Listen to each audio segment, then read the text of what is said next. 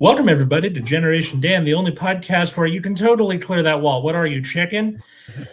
I'm Atlas Novak. I'm your millennial. Who else is here with me?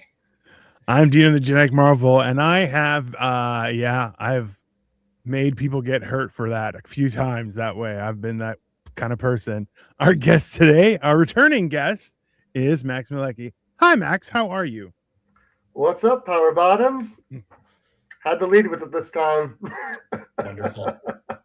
I knew it. It's part of the Generation Dan lore at this point. Oh, yeah, you gotta play the hits first. You know what I mean? Yeah. Listen, it lives forever in my mind. I'll just tell you that right now. That exists in my, like, every time I've met new people, I'm like, I wonder what would happen if I pulled a Max Mielecki and just be like, what's up, Power Bottoms? And just see what happens. I can only imagine. This is a fantastic idea. There's a student in one of my classes who just regularly says out-of-pocket things. And we were reading the last part of Macbeth where Macduff kills him. And we finished the scene and the kid goes like, Macduff seems like a power bottom. Sir, you are 17 years old. I did not need to hear that.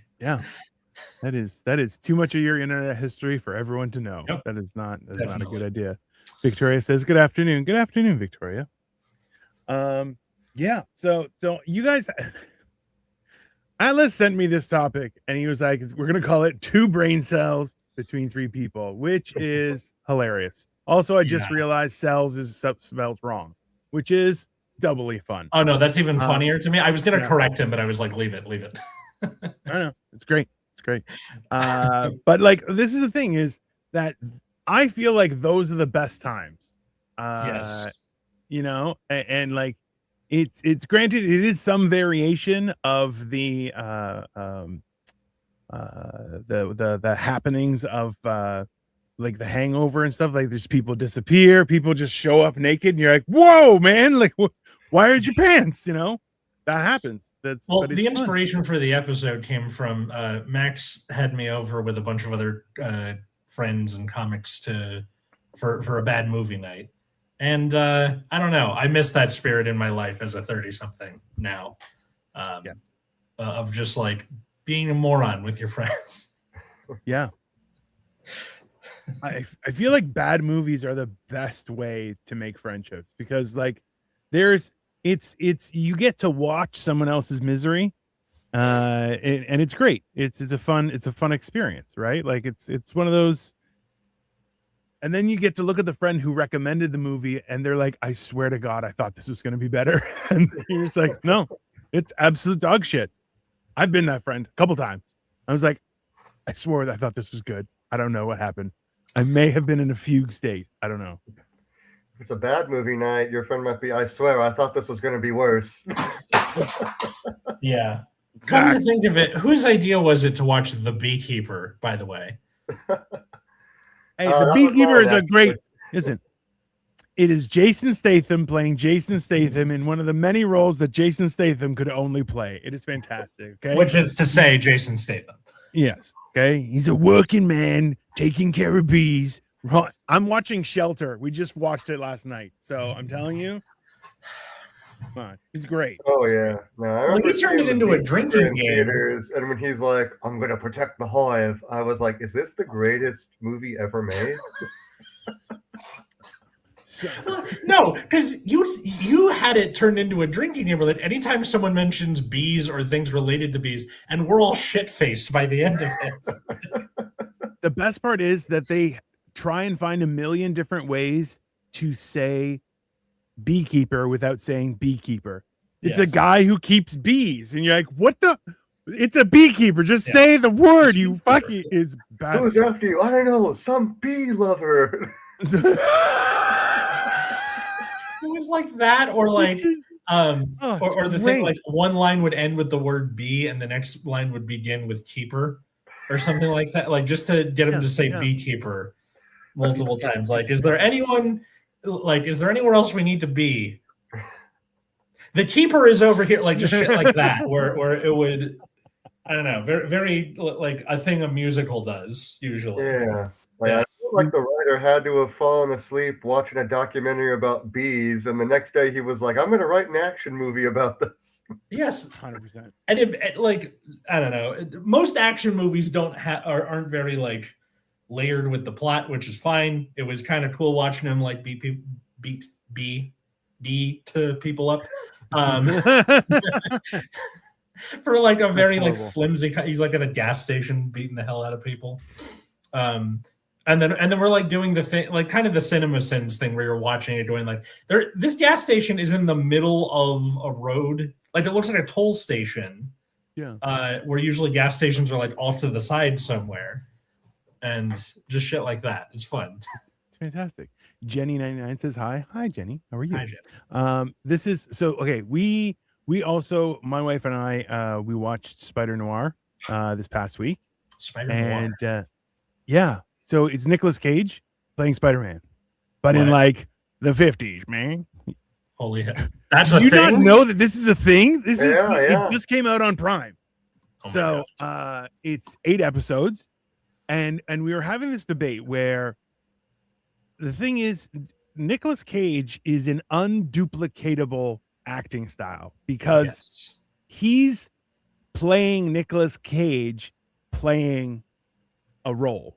It's not, there's 2 layers to it, right? It's how would Nicolas Cage play Spider-Man is Spider Noir. And you're like, none of it. And the funny thing is, in the actual show, it talks about how he's like, I had to relearn to be human. So I would watch what other people do and then I would mimic what they do.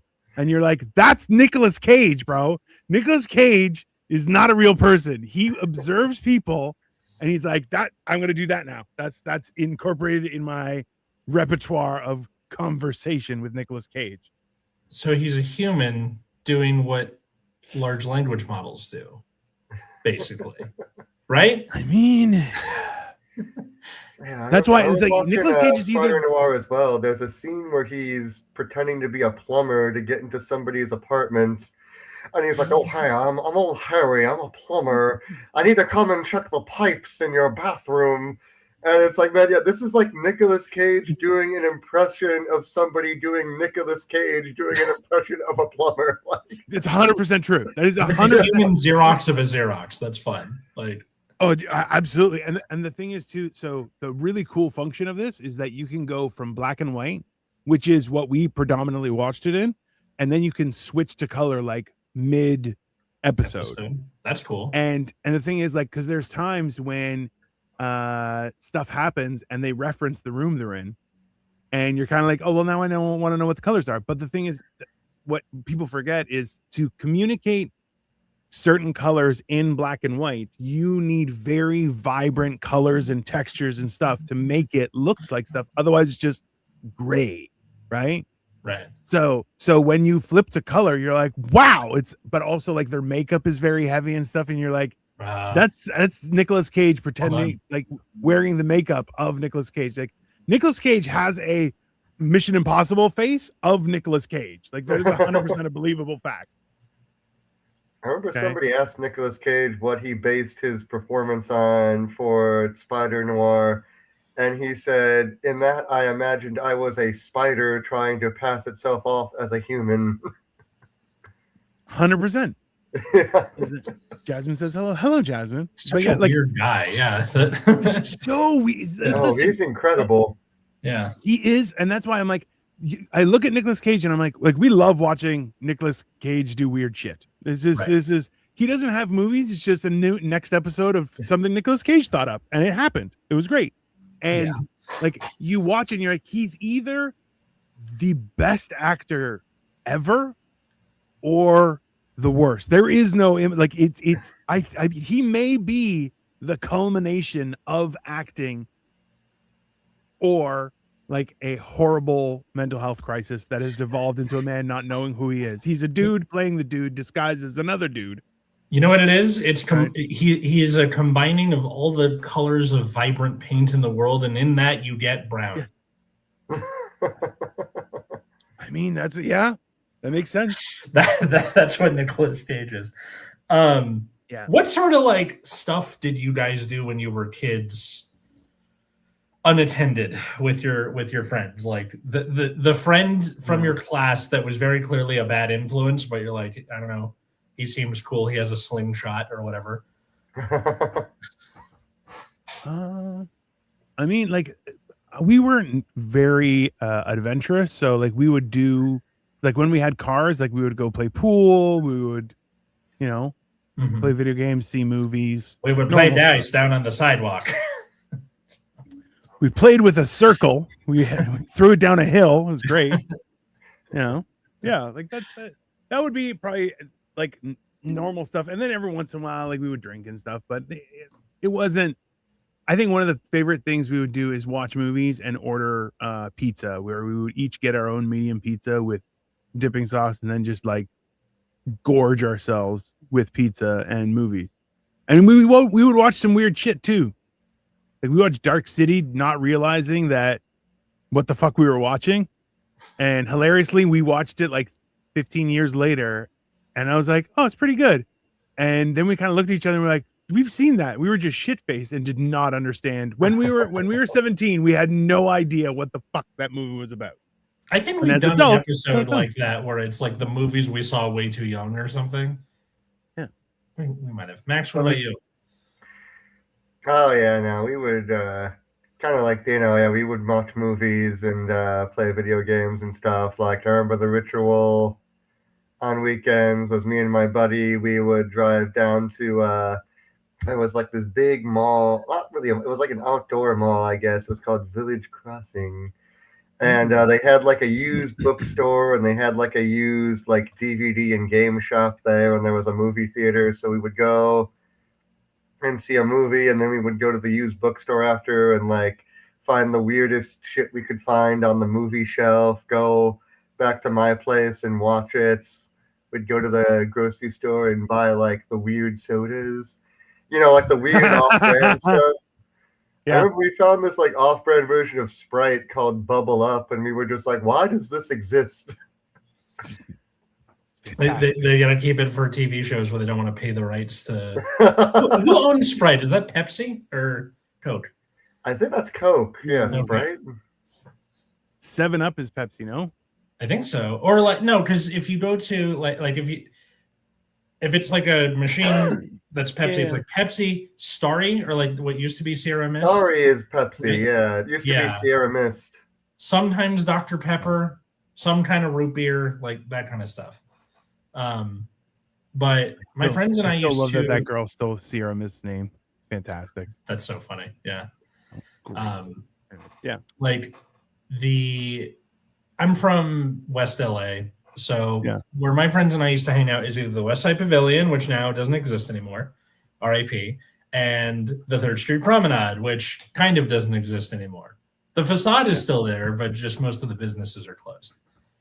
Santa Monica Place, the mall at the end of it, is now vibrant, where it used to be dead. And like it seems like it's like Highlander. One can't live while the other survives. Either the mall is open and 3rd Street Promenade is dead, or the promenade's open and the mall's dead. When I was younger, it used to be the promenade. Now it's the mall that's alive. But we would go there and just kind of like hang out in the food court, because that was what you could do when you're 15 and can't drive yet. You could take the bus to one or the other and just hang out. And they would have like a constantly playing loop of music videos for some reason. So it was like the only place that was doing what MTV was supposed to do in the 2000s and 2010s. I remember one time, because like around the time I was like 14, 15, I got like more into roller skating. Mm-hmm. So I snuck my roller skates in, and like near the end of the day, skated up and down West Side Pavilion until I like slipped on something and fell on my ass, and the security guard threw me out. Nice. It was fun though. Like abandoned malls are like a smooth, flat surface for however long it is, and they're like, okay, we got 2 stores left. Who the fuck is gonna care at that point? So we talked about this, how like they're trying to turn old malls into like retirement living, because you're like, it's all indoors. You just build a subfloor with all the plumbing and everything, and you just build apartments. Yeah. And then they have a nice area to walk. They get a little sunlight. Just, Yeah. you know, it's not a bad idea. But also, like, have you been to malls lately? You're like, it's weird. Like, Yeah. either like some are okay, but like this is being held up by just consumerism. Like if you go to the Grove or the Glendale Galleria, like it's there, it's alive, but the Grove feels more like a tourist destination than anything else. Although recently now you can ride the D to the Grove. They finished the D-line extension. I knew this shirt was useful. So I'm guessing that'll get like more people there. But for the most part, yeah, the mall as we knew it is just not as much of a thing anymore. Like, especially when as a kid, like talking to my students, I'm like, what do you guys do on the weekends? We're like, we fucking play Roblox and be on Discord. Because that's the only like like you can't really go places without people being like, no kids, or you know, you're trapped in a card dependent hellscape. Atlas talks about consumer urbanism. Put it on the bingo card. But yeah, like there's just not as much like fuckery you can get into as a kid. Man, the kids these days are so boring. Correct. Definitely. But that's the thing is like, so we knew people who did drugs, but you're like, yeah, I don't want their life. They're horrible. Like, I was going to save that for the back half of the episode. No. But that was the thing where it's like, okay, like we would there were times we would get cigars and play poker. Nice. Okay. We were in your dad's backyard at his picnic table. Get the fuck out of here. Yeah. And you're like, I saw a painting with some dogs doing this. Yeah. So, but it was like, you know, there were parties that happened. Those were fun. Like I was 19 and like for like New Year's 1999. I was 19 years old, which means I'm drinking age. I had lost a ton of weight and I was fabulous. Okay. I had a new leather jacket, which was awesome. I was super cool. It was one of these things where I'm like, yeah, it was a great time. Like that night will forever go down in my memory as a great evening. Also, a few very uncomfortable jokes were made about someone assaulting me sexually, and I was like, oh, guess I do look good now. Yeah. It was great. It was a great evening, I'll tell you that. It was great in a positive way. Listen, you know what? I was 19. Any attention, I was like, I'm loved. This is great. Did nothing about it. I ended up holding a girl's hair that I had brought because I told her, hey, you don't have to keep pace with me. I drink way more than everyone because I'm huge. And she's like, I can handle my liquor. Guess what? Could not handle her liquor. So when everyone started like crashing and everything, I was just holding her hair in the bathroom while she threw up constantly. It was hilarious. I had a great time. It was a great time. Yeah. Fun. Max, did you ever get into like party shenanigans? I got into party shenanigans in college, which were always crazy because I remember like the first 2 years I was in college, Milwaukee, Wisconsin, and it gets really cold up there. So it was funny. Like I remember one year, like we all went to this house party, and it was in like January, and there was like a snowstorm happening, but everyone still wanted to go. So we were just like bundled up trying to like get to the party. I remember these two girls were like, hey, are you guys going to the party? And my two friends were like, yeah, we are. And they were like, cool. Can we get a ride with you? And you know, they're in like their party outfits, so they were in like nothing. They're freezing their asses off. And my buddy is like, oh yeah, hop on. And they give these girls piggyback rides like through the snow to the party. Oh my God. That's awesome. Because Midwesterners like, oh, what's that? Let's go. -20? That's not going to keep me from going out. Nope. Wait, did they have like some sort of like big coat or anything like that? They're like, no, I gotta be hot in like a tube. They're like, no, yeah, I gotta be hot. Like, you know, they were in like their dresses and leggings, no coats or nothing. Hey, I've said it once, and this is my joke, and if anyone tells you it, know that it's from me. Is there are two things that are impervious to cold weather: polar bears and sluts. And I'll just tell you that is just factual, okay? Because you go New Year's Eve in a cold area, you go out, you're gonna see things, okay? I'm just letting you know. People are dressed to represent the decisions they are choosing to make. No, wait, hang on. The people in a cold area on New Year's Eve, they're dressed to the -9s. Got it. There you go. That's the line. Love it. Yeah, I've never the only time I've ever celebrated New Year's besides LA was New York once, and it was in my aunt's apartment, and she was like, "We're not going out. No Times Square. Times Square is garbage." She was right, by the way. True. She's like, "Let's just watch it on the TV, and it's nice and warm in here," and it was great. So thanks, Aunt Ellen, for that once, and then the rest was all in LA. Fun fact: if you're in the LA area on Santa Monica Boulevard, near the Century City Mall, there is a billboard that keeps track of all the tobacco smoking related deaths in the US.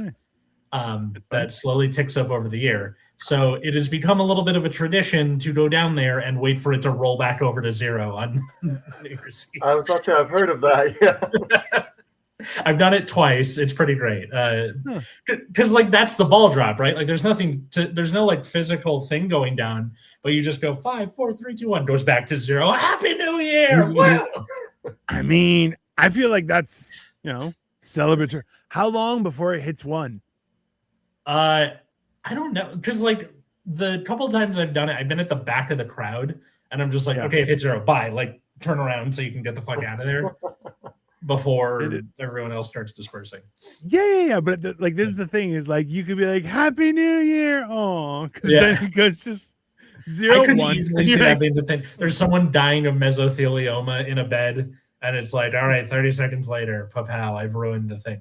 I imagine it wouldn't be that fast because they would have to report the death, and that would probably take some time to go through the system. Yeah. Do you actually think that it's not just? Do you think it's actually people, or? I imagine so. Like that would be so weird to just me to have it like on a automatic timer where they're just calculating like, oh, statistically there is 1 death from tobacco use every 35 minutes, so they just have a 35-minute timer on it. I hope not. You're telling me that the population counter on Toontown in Disneyland isn't real? No fucking way. Like I don't think it's that.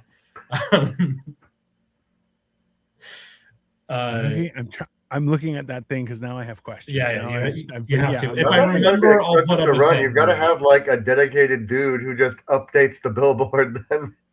Yeah, that is a information liaison person. Yeah, like that is it's an electronic counter, so I imagine it's connected to a computer somewhere. I don't think somebody goes up there with like all right, number 7. Okay, it's there. See, I don't think they have that. Here's my thing. Whose whole job is to monitor like an email, and whenever a death comes in, he has to push a button to increase the counter. Like so this is there's a man making why a salary on that. There's 100%. Why do we not have that job where he call you if you have a smoking related death, you have to call the number and he gives you your number XYZ, and then he presses the button, it moves up. Your number X, boom, that's it. There has to be a way to automate that by now. I'm sure that no, but this is why are we eliminating good jobs? Okay, that is a hard call to make. You're like, I got another one. What number am I? You're number 1 for the year. Damn it! Yeah.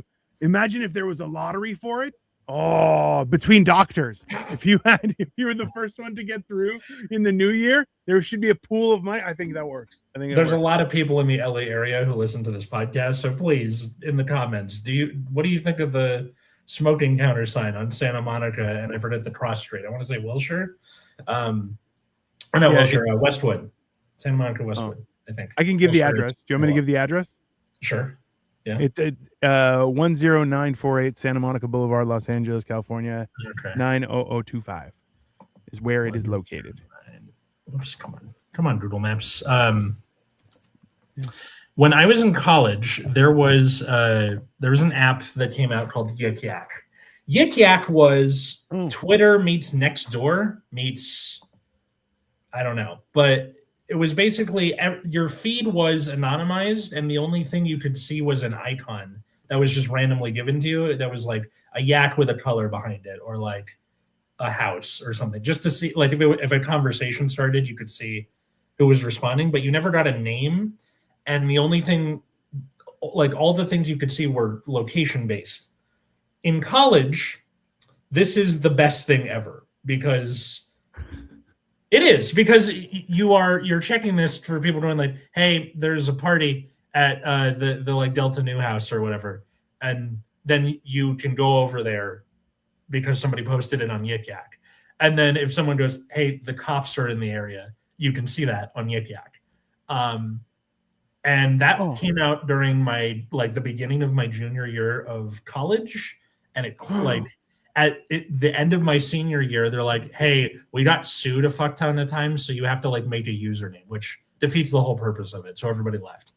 And then couldn't you just use a username that's like made up, or no? Or is that just how they track it? Yeah, you had to make it up. So the cross street is Santa Monica and Veteran, but if you're going by like major streets, it's Westwood. So yeah, good to know for the no smoking sign. But yeah, Yik Yak was such a cool thing that like burned bright and disappeared quickly. But that was very much a catalyst for random fuckery on the campus at UC Riverside, and I imagine a lot of other colleges in the US and beyond. Because imagine, instead of being like, hey, there's a black guy on my street, like Nextdoor tends to do, there is an app being like, hey, this is the only thing you're seeing is where you are, and you can't tell who I am. Of course, imagine like one of those like fortune telling things you would see at like a shitty pier or whatever in your phone. This is where you should go and what you should do around you. Fantastic. It was great. Yeah, that's actually kind of nice. Like, I have a little bit of faith in humanity hearing that everyone had a way to anonymously post messages in their neighborhood, and they chose to be cool and like talk about where the best parties were and not just be incredibly racist or classist, because that is definitely how it was going in other parts of the country, I think. There's a time and a place for that stuff, and it's not when you're trying to have a good party. Okay, that's very reasonable. They got sued because there was cyberbullying, because of course there would be. It's anonymous, but at least it like fulfilled its purpose for a time, and I just happened to be there. Right? It's like being at Studio 54 in the 70s. It's like perfect time to be there.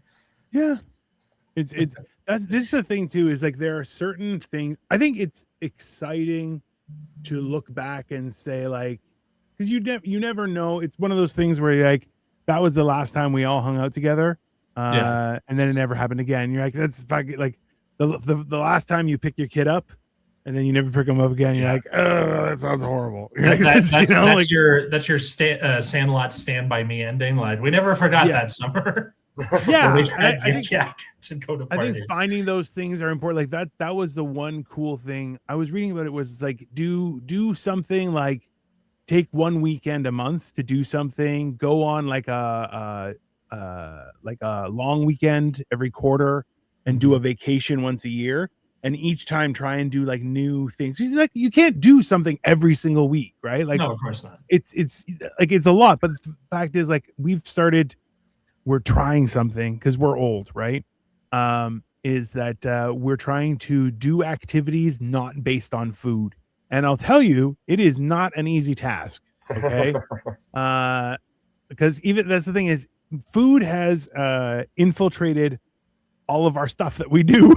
because even we go to the movies, we go to the VIP movies where they will serve you food at your chair. And it is fantastic. It is, and then, it's problematic. But so now we're trying to do that kind of stuff. But it's like, eat at home, be reasonable, have a good time. You're like, these are good, but going on those hikes are good events, right? You have good, we go with friends and you try and have those kind of experience because, waking up not knowing where your clothes are while entertaining when you're young is not good when you're older.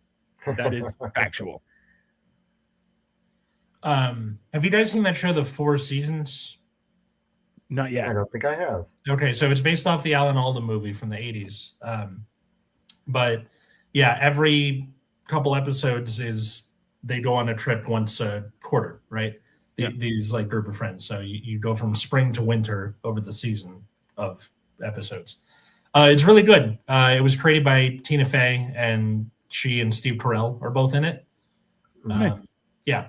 Really is it a movie or a TV show? TV show. Season 1 was last year. Season 2 just premiered like a week ago. So how many episodes? Is it half hours or 45 minutes or what's they're like hour-long episodes, but it's Netflix, so there's eight in a season. Because I've been wanting to see that because we just watched the Burrows. We watched Shelter with Jason Statham. Playing Jason Statham. As Jason Statham is bound to do as Jason Statham. Boy, I'm as a Jason man Statham. on a mission. Find me a working class job in this town so that I can destroy the mob. Every time. Can you imagine what would happen if you were a mobster and you walked into your mob boss's place and you're like, there's a guy who keeps bees outside burning the place down, and it's just seeing what the reaction would be. I feel like that would be entertaining in and of itself. Katie and I are rewatching The Sopranos right now, so that's doubly funny to me. If I was a mob goon and they were like, all right, you have to go to this construction site and shake down the foreman because they're not paying their protection money. If I showed up at that job site and I saw Jason Statham with a hammer putting up drywall, I would turn around. I would be like, you know what? I'm putting in my 2 weeks, not touching this, not with a 10-foot pole. Yeah. I'm going to ask for the money. The foreman's going to say he can't pay. I'm going to rough him up a bit, and then Jason Statham's going to clock me. Next thing I know, I'm waking up in the hospital. No, sir. No. Yeah.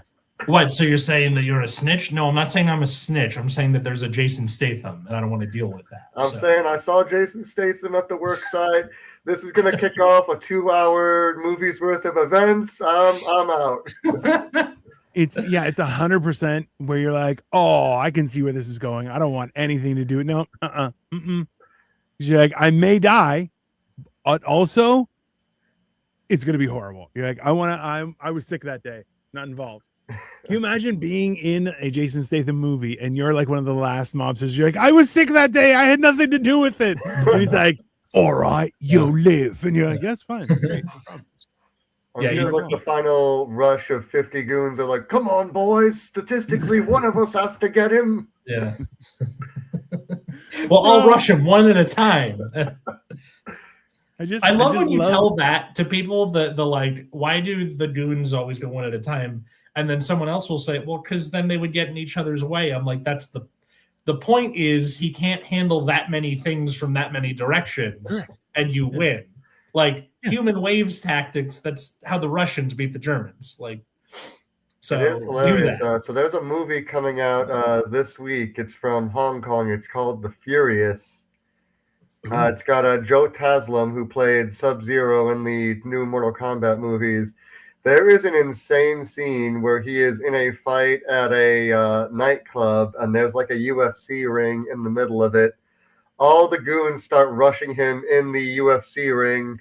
They pile up. They create a human pile because they're all fighting over each other to try to get him. Joe Taslim climbs to the top of the pile and then uses the pile to leap over the wall of the ring and escape. It is the greatest scene I have seen. That's pretty in cool. an action movie in the last 5 years. Listen, that was why Battle of the Bastards coming out next week. Yeah. Like Battle of the Bastards was so good for the same exact reason. You're like, it was insane. You're like, yeah, bodies just piled up. He almost drowned. He was going to win the fight, but also drown in dead bodies. Okay. That's real life shit. Okay. Like I don't know if you guys have seen, if you guys like action movies, you may have seen Old Boy. And it has a scene where it's a guy fighting an entire gang in a hallway, and all he has is a claw hammer. Okay. And it is, so that scene has went on to be duplicated in a million different. So anytime you see a guy fighting a bunch of guys in a tight hallway with a one measly weapon, that's what they're trying to mimic. Okay. Because what they did was they just made one side of the hallway glass and just videotaped the whole thing of him going back and forth. One cut, just boom, boom, boom, boom, boom. Wild. Okay. It is a wild. It's also a disturbing fucking movie. Okay. But it is graphic because if you don't know, a claw hammer is kind of the paper to rock of people's skull. It kind of just, you lose. You just, because your whole brain explodes. It's fantastic. It's a great experience. But yeah. Those kind of things are fucking. They're that's what Furious. I think where is it coming out? It's coming out on Thursday. Yeah. So Damn. 12. Like it is coming out like soon. It's already out here. Oh, trying to see where it's playing. Oh yeah, no, you should watch it and then do a little like a review short.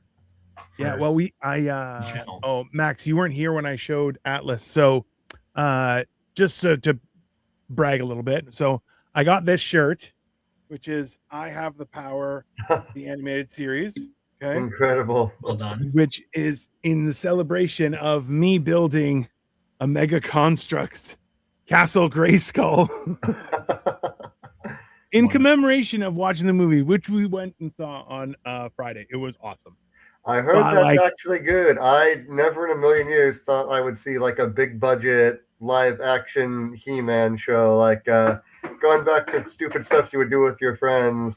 Me and my buddy in high school and college, we loved He-Man. Like when it was 2 a.m. and you're on the couch, that's what we would throw on. And there was some incredibly weird stuff in there that somehow made the movie. There was a guy in the He-Man mythos named Fisto, and he got the live action treatment.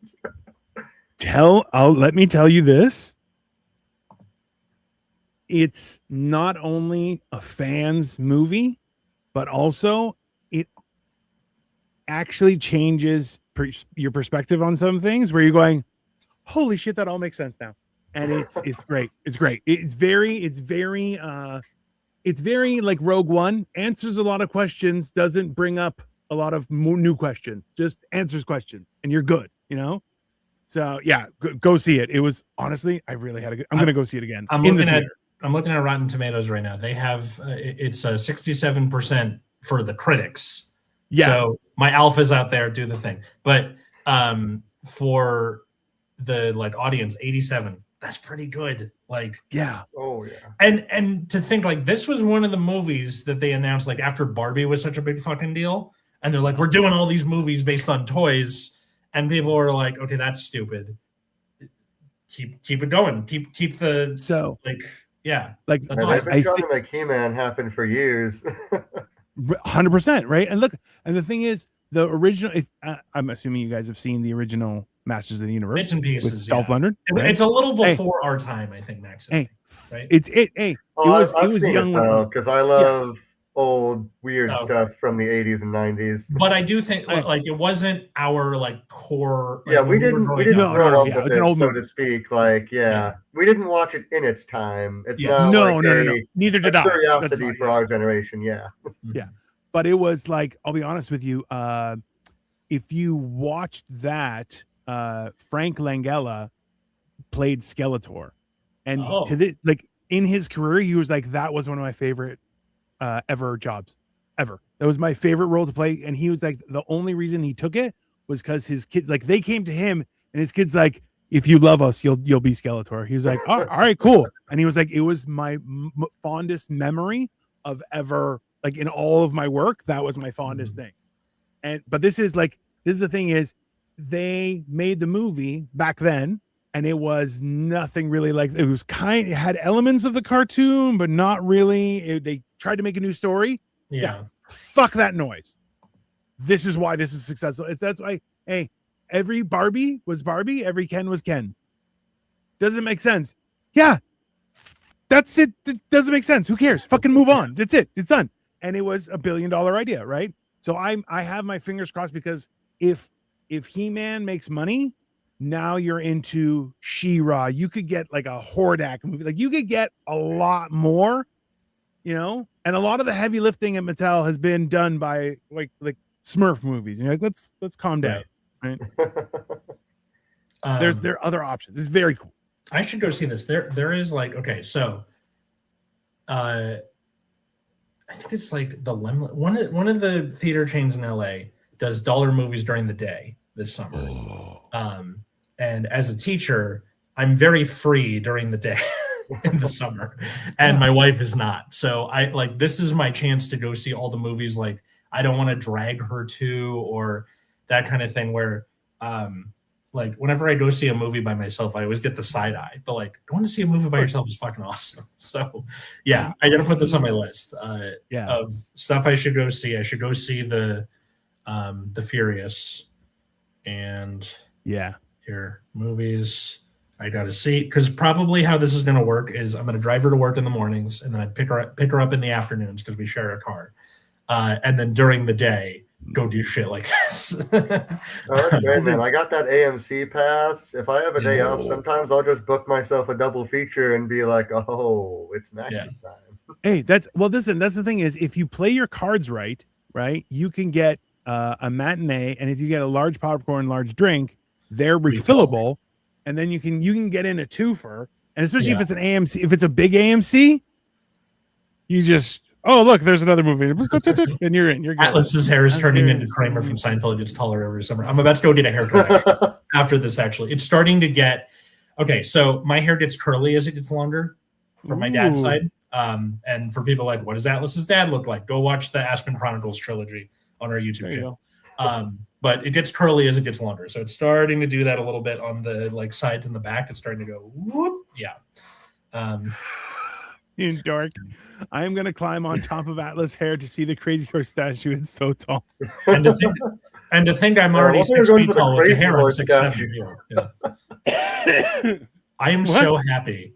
So I was looking at it. Technically, Gen Alpha enters high school this fall. Ooh. The Alphas are coming. I don't teach the freshmen, but next year, fall of 2027, I will have the Alphas. And I'm so glad that June 7th, 6/7 was on a Sunday this year. Thank God. Hey, you're going to have your patience tested, just an FYI. Definitely. When that happens. Yeah. And it's in a happy way, I think, because they are going to push you because they want truth, real stuff, right? I think that's what it is. They're gonna be like, don't bullshit me. Tell me the goddamn truth. But you also may be bullied. They may take pictures of you, Atlas. Just let you know. Okay? Yeah, there's a 6'7". See you in hell. I feel like we should do it a full episode of oh, the Alphas are coming or whatever. I'll put a pin in that. But yeah, the generational shift is happening. Okay, question. When you go to the movies and you do the double feature thing with the popcorn, you're obviously going to pee between movies. Sure. Where do you put the bucket and the cup? Do you don't leave it outside, but bringing it into the bathroom is okay, so I'll tell you this. If you're by yourself. I grew up in the 80s. That means I've drinking water from a hose on all sorts of heat days, okay? Yeah. I'm partially kept alive and functioning by trans fat at this point. Fair. I can bring it into the bathroom. People are like, there are follicles in the I'll sneeze on it myself. Don't worry about it. I got this. If I have to, I will. But in actuality, what I will do is I will hold out as long as I can until I empty the bag, because then I can fold the bag up, put it in my pocket.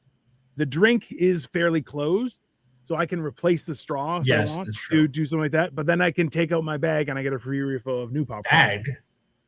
Bag. Yeah, I guess a bag. Sorry, I just think of it, popcorn because I usually think like a bucket. Yeah, the tubs at the AMC are a little harder with that, but you can just like put it on the sink or something. That's true. If it's like a cheaper theater or a smaller size, it's a bag like Dino was saying, like a paper bag-ish thing. Yeah, which is fair. You can fold that up and put it. Oh yeah, you can fold that up really easily. Yeah. If it's a bucket, there's a good chance that it'll have a handle, and that goes right here while I'm pissing. Yeah, no problem. I thought he was about to be okay. So hold on. My family is 50-50 on the 6-7 thing. Me and the daughter think it's hilarious. Yeah. The wife and son hate it. Listen, you should know, Joey, that means that your wife and son are your caretakers because you are maybe are high functioning mental case. It's fine. Yeah. I thought he was about to be like, we should do a whole episode of the 6-7. No. Jesus Christ. I'll burn this shit to the ground if we do that. That's what our at work multiple times per day. And I remember visiting my sister and she did it once, and I just gave her a look like, you bring this up? You bring this into my happy place? Yeah. 100%. You just hear like the guns in the distance when I hear it. Yeah, well, you teach younger kids, so you're probably surrounded by it more. Oh yeah. Yeah. Listen, it's you can't. What you have to the only way you could do it is you just start doing it with them, and then they will immediately stop. Oh, right? Exactly. Yeah. If I want them to stop, I'll usually be like, "All right, everybody, on the count of 3, we're all gonna say it together, and then that'll be the last one," and that usually works. Yeah. My kids are over it now for the most part because the littles have started doing it, right? Like little kids do it now to them. Oh yeah, that's the pipeline. The older kids start doing it, and then it trickles down to the younger kids who have no idea what it is, but just love saying it. I have been called a Sigma I don't know how many times. Yeah, that one's pretty funny. And then like, I taught them the Greek alphabet one day when they were using Sigma, and they're like, "I don't get it." I'm like, "Yeah, you don't." Yeah, here's a nugget I think we will all appreciate. When I first heard it, I joked. I was like, "Oh, Sigma, are you guys talking about the villain of Mega Man X on Super Nintendo?" Nice. Well done. There's a villain named Sigma. Wow, that's so cool. Listen, yeah, that's another way to do it is like get it so flagrantly wrong that they're just like, this isn't fun anymore. No, it's listen. It's 100%. Joey said leave it in the seat. Yeah, but then they clean it up. That's the problem. Also, that is a great way though to be like, oh, I wanted to watch the end of the credits. You guys already threw my stuff away. I wasn't done. I get new stuff immediately. Listen, there are lots of shenanigans you can do. Mm-hmm. Bro, we are generation that played in sewage thinking it was mud at Woodstock 99. Gen X never gets sick. Actually, I mean, okay, so gross. Usually I get sick once a year and like catastrophically. Like I am laid really fucking low for like a week and then I'm okay. I didn't get that kind of sick this year, despite still teaching. This is my theory. So my classroom is an old building where the doorknobs are still made of brass. Yep. Brass is self-disinfecting. Correct. I'm guessing that the self-disinfecting brass meant that I didn't, because, people touch their gross face and then touch the doorknob. And then you touch the doorknob and touch your gross face, and that's how you get sick. Yeah. That's my theory as to why I didn't get sick this year. You're 100% correct. Don't tell anyone in your school. Yeah. Because they will change it. Yeah. No, well, it's an old building. Like, this was maybe I have fond memories of licking doorknobs with my friends after school. I knew a guy that for $5, if you saw a bug on the wall or a spider, and you were like, I'll give you $5, and he would kill it and then lick it off the wall for $5. Gross. I mean, the only bug problem I had was ants, and like ants hate cinnamon. So I started doing the you know how you throw salt in front of your doorway to ward off a ghost? Cinnamon. Sure. Just cinnamon. That's fine. I'm seasoning my friend. It's because you're married, possibly. Married men cannot get sick because women are assholes. No, that's not true. Katie gets sick all the goddamn time because she teaches kindergartners. Our pain tolerance, correct. That I'll give you. So there's actually a thing that was like, actually men suffer more when they have the common cold than women do. It's actually, there's a scientific explanation for it, which I don't remember. I just remember that sounds like it was made by men. That sounds like a bunch of bonehead scientists being like, we gotta give one to the guys. Like, wake up, bro. Everything you are surrounded by was made for men. Get over it. Anyways, so our pain tolerance is sure it is. Atlas used to masturbate into the phone and remotes at hotel. Then the next day, call the room friendly, tell the person turn on channel 5. I don't even get that one. What is he talking about? Hey, Joey's the reason you can't use the coffee maker in your hotel room.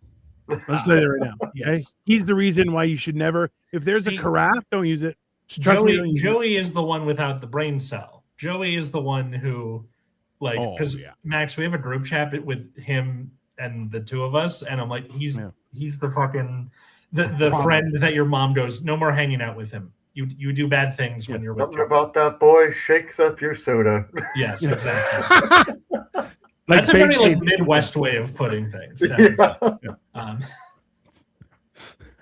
Also, what's up, Power Bottoms? Exactly. It's fine. They when I was a kid, I had this friend, Will Reagan. Shout out Will wherever you are.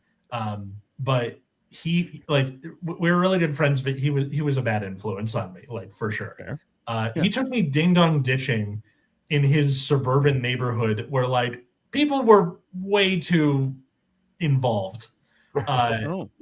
This is before the era of Nextdoor and ring doorbell cameras, that wasn't an issue. But more than once, we would like ring the doorbell and start running, and people would chase after us. Like open the door and like start booking it, and like we're 10, right? So they have longer legs. Yeah, you have to get creative with, you have to crawl into small places and go through fences and stuff, and just climb a tree. Bushes. Yeah, it was like if Boo Radley was as dangerous as the kids thought they were. Like 100%. Yeah. He says, "quote Your titties smell like I-90." Jesus Christ. Joey regularly makes me take more time editing because he says dumb shit like this. Thank you. LOL. You can tell Atlas is young, and he called the game with Jesus. Joey. What is the? Never mind. Joey. Joey's problematic. This is the funny thing is though, like you knew. So I had this was my two older brothers. Actually, my oldest brother, he had a friend where my parents were like, we need to move. You can't be friends with that kid anymore. And it was like moving was enough that because they like this is the problem is all of my siblings were all idiots in that we were raised to be honest. We were raised not to lie. We were raised with good principles in mind and weren't told, oh, by the way, nobody else works by these rules. Not one person. Not one. There isn't a human being. Like if someone says, like I have the urge when someone says, oh, I don't have enough money to get a ticket for your mom. My first inclination is like, I have money here. You could take it. Go see your mom. And they go, oh, no. People are just full of shit. There's no emergency. They're just trying to steal your money. And it's like, oh, okay. And I just walk away. But it takes a second, right? And then you find out that, they would blame my brother for stuff. And like, it was like to the point where like police were called for vandalism and stuff. And they would blame my brother. And my brother's like, no, I didn't do it. I was there, but he did it. And they're like, well, that doesn't matter. So now you're blamed. And my parents are like, yeah, we're just leaving. Right. Hence no internet. You could just leave places and no one would ever see you again. That's it. Just never go back to your neighborhood. I don't know what happened. They were here and then they were gone. That's crazy to me that your parents, instead of like finding some way to just get them to stop hanging out with the kid, you had to pick up and move away from a child. Yeah. To make that work. They were a bad influence. Gotta go. Because you can't, if you're in the same building complex, neighborhood, all the kids played together. Yeah. Right? There was an immediate hierarchy. So if everyone had kids, varying ages, there was a hierarchy created. It was a whole thing, right? That was just how things, there was like, remember, like when I was growing up, there was a skinhead scare that they were in the forest. With, right. Whatever. Okay. Early 90s. Like, yeah. So everyone walked home in groups, Mm. and we would actually arrange it on a specific path. So you would have like the last two people were really close to each other, or they would be within eyesight, so that we would wait and they would both go inside the house. We were all got home safe.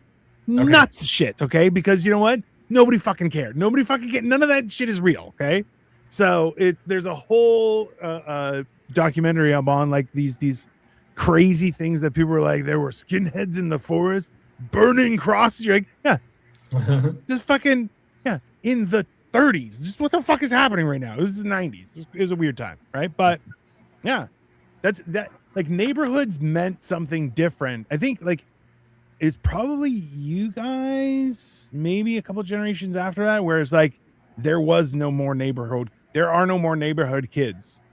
Now they're like just gangs. Like literally, it's become a lot, right?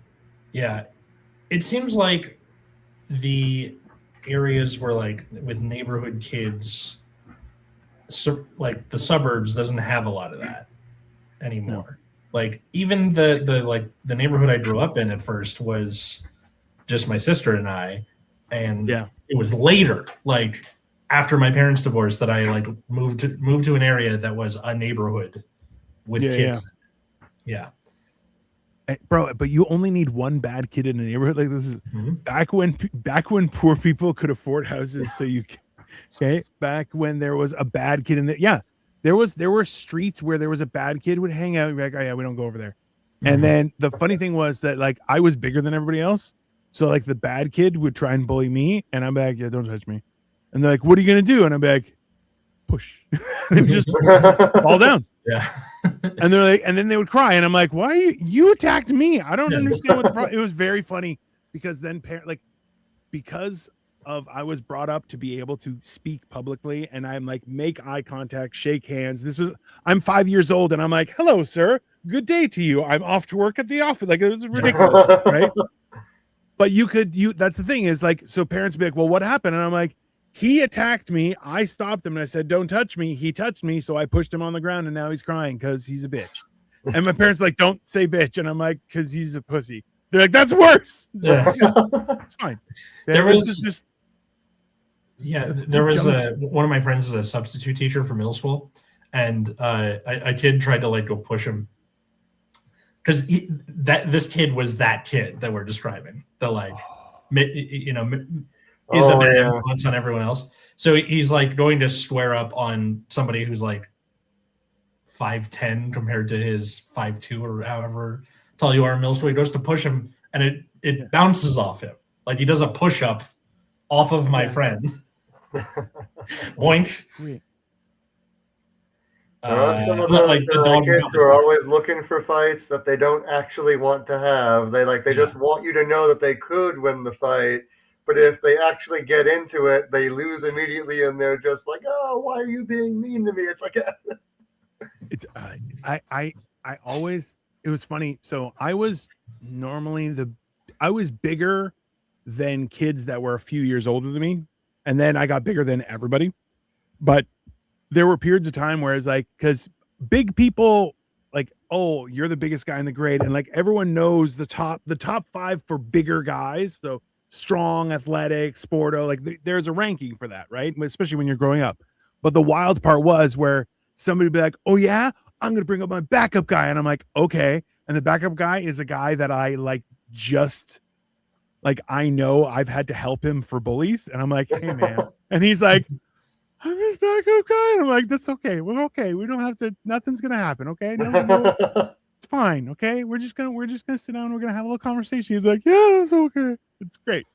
This is how it was. It was a wild time. I could have been a lot worse than I was. I think did you guys feel that way? Could you, looking back, you're like, if I knew that charges wouldn't stick because I was a kid, I could have been a lot worse of a person during that period of life. I wasn't big as a kid. I was like small and thin. So no. I think post middle school where I like got bigger, probably, but by that point, I was going to like hippy dippy middle school, and it was more about like how witty you could be. Like beating people up wasn't cool, right? Hey, that's only because somebody wasn't trying to beat people up. I'll tell you that right now. When that kind of physical environment gets put to a stop, then there's a different element that grows. And you be witty, funny, intellectual, pompous, really. But yeah, there's always that weird element that shows up. What about you, Max? There's people I know that would have definitely been worse had they known they could get away with a lot more. Myself, I was never really a physical person. Like, I was always just kind of chill and, go along to get along. I had some friends who were rabble rousers, though. Like, if you looked at them the wrong way, they would be like, "Why are you looking at me?" It's like, "Oh, I'm sorry." It's like, "Yeah, you better be." It's like, I "Hey, calm 100%. down, man." I 100% believe, Max, that you went to parties, opened the door, threw in a stink bomb, closed the door, and went home. And you're like, that was a fun party. You're like, I had nothing to do with anything that happened there. I was at home, so I don't know what you guys were doing. That's 100. And you're like, yeah, I tell jokes. I'm a funny guy. That's 100%. There's been, I feel like that's one of the cool things is like your judgment of what's good and bad and what would be the punishment. You're like, your parents might get divorced, and you're like, what? And it'll be your fault because you're a bad kid. And you're just like it's a weird concept, right? And then Atlas's parents do get divorced, which is 100% was his fault, and they just aspire. Thank you, appreciate it. Yeah, no problem. They I was thinking like trying drugs for the first time. This will probably be like the last thing we talk about. Trying drugs for the first time at a party, where like it's always like, yeah, it's fine.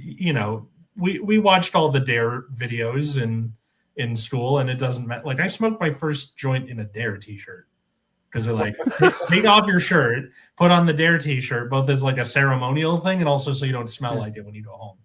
I love the meme where it just says Dare has announced they are switching from anti-drug use to anti-bullying, and the top comment just said, "Oh, we didn't let him down after all."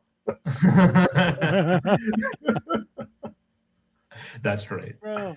Oh, that's hilarious. So because you guys did you guys drink? Like, was that a thing when you were young? Because like we're different generations, right? So it's like for my age group, like if you could get weed, you would get it. But the idea was, you have to deal with weed people, and they don't leave, and then they want, like, it's weird. You don't want to deal with them, and then also it might be oregano, so no thanks. So let's buy us booze, right? Like that was the go-to, and then it maybe someone had a hookup they could get some weed. Sometimes that was me. I'm just letting you know. But that was,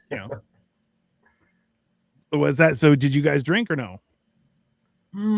Or was it more drugs? Like that was not until college for me in high school. Like, I was basically straight edge.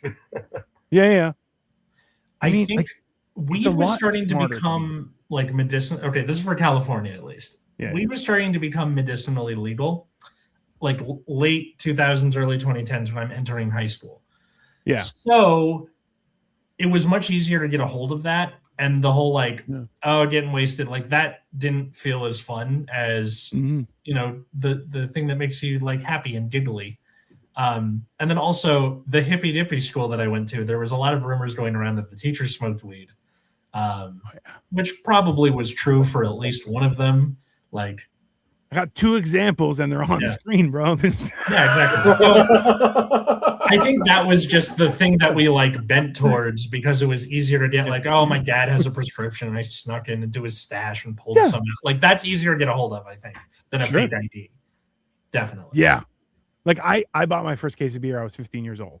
The legal drinking age is 19 here. I walked in and said, "Can I get a case of Canadian?"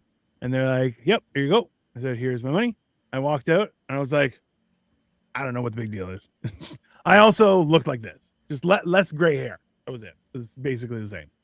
I don't know. There are a lot of events. Like the first time I smoked a joint was at school. That was stupid. And the first time I got drunk was at my sister's wedding. No. It was probably at it was probably my sister's wedding. I was 14 and I drank like 16 beers. It was a lot. But like I didn't throw up. I was good. It was great. And then I told my mom's like, I saw you drinking. What are you drinking? I said, I just had like 3 beers. 3 beers. I'm like, I did not have 3 beers, Mom. I had a lot more than 3 beers. And then my brother bartender isn't paying attention. I said 3, and my brother was just eyes wide and looked and was like, what the fuck? He had already said like 8. And I'm like, I just had 3. She's like, you're 14. And I'm like, my brothers gave them to me. Like, hey, nobody gave me anything. I walked right to the bar, be like, I'll have a beer, thank you. And they were just like, yeah, whatever, it's fine. It's great. Great time. And I remember in high school, some guy took out an ad in the town paper where he just ranted about these students at my high school being like, Maine South has the worst students. They're all potheads. They're all drunk. They're the worst people on the face of the earth. And it was like, wait. What? Who hurt you? Like, he takes out an ad in the newspaper. So this is a teacher that does this, or this is just some guy who lives in the neighborhood. Okay, so one of the students takes out an ad in the newspaper to yell about his classmates in a medium that his classmates wouldn't fucking read in the first place. Correct. Well, this is like an adult. This is like an old man. Oh, okay. That makes a lot more sense. I thought it was like one of your classmates is like, you know what? This is going to be the burn book from Mean Girls. No, yeah, it was like an old man like yells at cloud moment. Like 100%. That's fantastic. Can I ask you a question? I'm too old to know what Facebook is, and also it was just invented, so I'm gonna rant the newspaper. Love it. I have to ask, like, okay, do you guys remember what the name of the old man that lived beside Dennis the Menace was? Old man. I want to say Furley. Mr. Furley. I don't remember, but I'm like, I feel like it was that guy. Like that is Walter Matthau in real life, who just freaked out. He's like, there are kids in that school are ruining this neighborhood. And I can picture that, like, oh my God, that'd be the greatest event of history. Like that'd be so, I've never had anyone complain like that about me. Like that is 100% an achievement. That is a Nicolas Cage moment where it's like, it may have been the greatest thing of all time or the worst. It is, I don't know. It can go both ways. This guy had to be dedicated. He called up the paper. He bought himself ad space. They were like, what do you want to say? And he sent them this diatribe. This like florid Buddy Rich tape of a... this Alex Jones like rant. Oh, the kids at Maine South are putting stuff in the water and turning the Mr. Wilson. I looked it up. It's Mr. Wilson. Mr. Wilson. Oh yeah. Mr. Yeah. Wilson. There you go. Yeah. That's 100%. That is so insane to me. Like that people, like I heard after the fact, people were like, oh, this person was like in a whole complaint with 3 other families. And I'm like, did anyone just go to school? Is that not a thing? Like I was busy. Like I didn't even get good grades and I was busy. I can only imagine people who got good grades, how busy they were. But I'll tell you, they weren't fucking doing shit. Like it was weird times. It was honestly, I feel like that's the hardest part about adolescence is you think like it taking up so much room in your existence. Yes. Because it's such a huge part of your existence at that moment. The rest of your life, you're like, oh, nobody gives a shit. It's like I friended people that I knew from school that I'm like, I don't know why you're on my Facebook. I don't care if it's your birthday. I wouldn't have wished you a happy birthday if I saw you in real life. I could give a shit. You know, it's weird, but it is. There are memories you have from that time where you're like, at the time, it's like somebody. Oh, we were dating for a week. You're like, my life is over. It's not. Yeah. Nobody cares, man. That's people a lot have been married for 40 years, and they're like, yeah, my life is over. You're like, okay, whatever. To kids is like, hey, man, like I know it seems like a lot, but most people are not paying attention. To like the strife that you have. That can be both a good and a bad thing. But the thing you're freaking out about now, most people are like out living their lives and they're not trying to like bring you down in some scheme. Like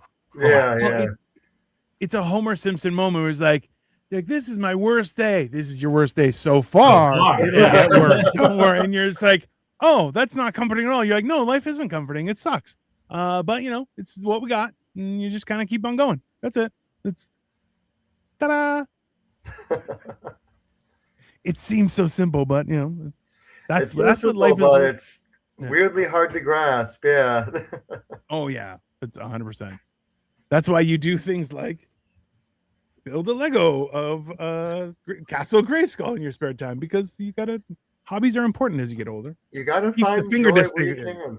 I love how the Germans have a word, and the word is an insult, and it means hobbyless activity. Interesting. Like they have a word for being like, you have nothing better to do. Like they have a lot of words for like very specific things, like face in need of a fist. That is perfect. So to the audience, what sort of stupid shenanigans did you do as a kid, as a young adult, as a older adult? Leave it in the comments. Max Mielecki, thank you so much for coming on Generation Dan. Where can people find and follow you and all that good stuff? You can follow me on Instagram at Max Mielecki. If you are into live professional comedic engagements, you can follow the show I run, Further Comedy, Further with a U. That is a monthly show in Echo Park for those in the Los Angeles area. And you can follow me on Letterboxd at OneFlu for my unfiltered opinions on kung fu movies from the 80s. That Jason Statham is in for some reason. You can follow the show at Generation Dan wherever all that stuff is found, as well as follow me at Atlas Novak in all those places. I might be getting a new TikTok because mine is possibly shadow banned. I don't know, but Mr. Novak, so Mr. Novak is the backup one. If you happen to come across that for TikTok, but otherwise it's at Atlas Novak. I do a monthly show in Azusa at Beyond the Canvas Studio. The next show is June 27th with Rivers Langley and Drew Landry are the two comics appearing with me. Check that out. Follow my other show, Nexus at Night, on YouTube every Friday at 7 p.m. Pacific. How about you, Nino?